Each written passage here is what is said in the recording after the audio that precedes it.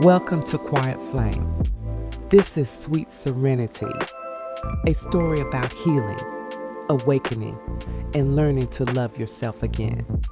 Each chapter is a reflection of one woman's journey toward peace, purpose, and spiritual renewal. Take a breath. Let your heart be still. The light within you knows the way. Chapter 6, Divine Concepts. The floor of Simone's living room had become her sanctuary. Books were scattered around her like petals. The sacred feminine, the laws of karma, twin flames, and divine union. Candles flickered softly, and a faint trace of sandalwood incense curled through the air.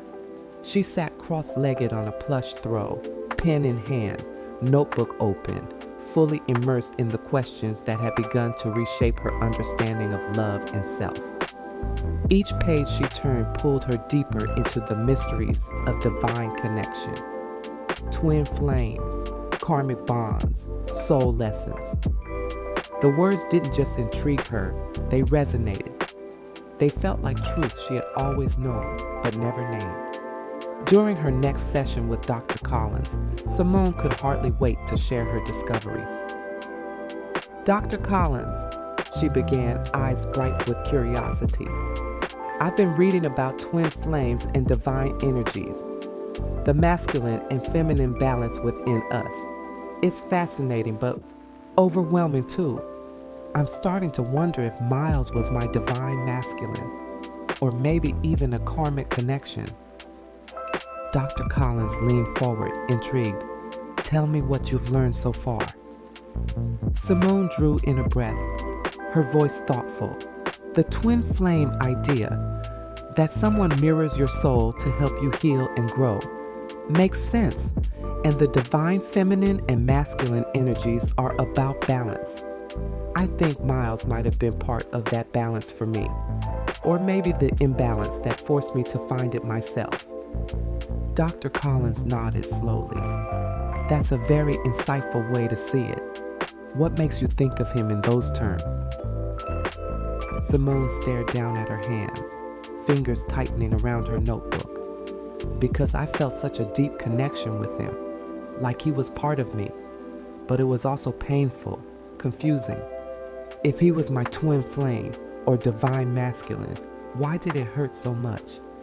And if he was karmic, what was I supposed to learn from the pain? Dr. Collins smiled softly. Sometimes a relationship can be all three: a mirror, a teacher, and a catalyst. The labels matter less than what you take away from them. So, tell me, Simone, what have you learned about yourself through all of this? Simone thought for a long moment before answering. I've learned that I need boundaries. That love isn't meant to cost me myself. I've learned not to hand over my happiness to someone else, no matter how much they make me feel alive. And I've learned that I can survive the ache and still keep my heart open. Dr. Collins smiled. Those are lessons of true awakening.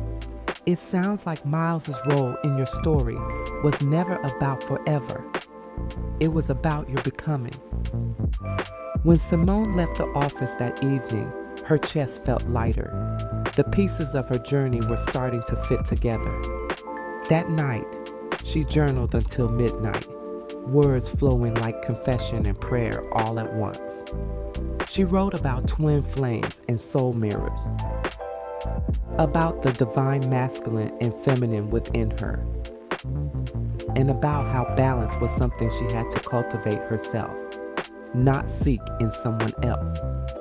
Maybe the universe doesn't send people to complete us, she wrote. Maybe it sends them to remind us that we were already whole. The next day, she called Jasmine. Jazz, she said, warmth returning to her voice. I think I finally understand. Miles might have been my divine masculine, or maybe just a karmic relationship. Either way, it wasn't about losing him. It was about finding me. Jasmine smiled through the phone. her voice proud and tender. That's deep, Simone. You're doing the work, and it shows. I'm proud of how far you've come. Thank you, Simone whispered. I'm starting to see the purpose in it all. Even the pain had its place. As the weeks passed, her days began to feel sacred again. She meditated in the mornings, journaled at night, and filled the hours in between with quiet intention. Sweet Serenity became her temple, not just a bakery, but an altar for creation, community, and joy. Each batch of bread felt like a prayer, each customer interaction a blessing. She could feel herself shifting, her mind quieter, her body lighter, her heart steady again.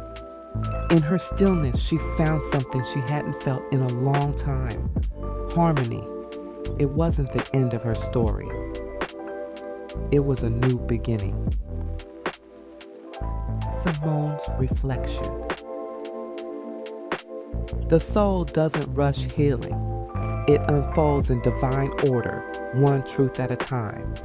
What breaks you is often what balances you, and what leaves you is often what leads you home. As Simone closes her journal, the page feels lighter, her heart a little clearer. Each reflection brings her closer to the peace she once searched for in others. This moment, this stillness, is her sweet serenity. Until the next chapter, keep your light burning softly.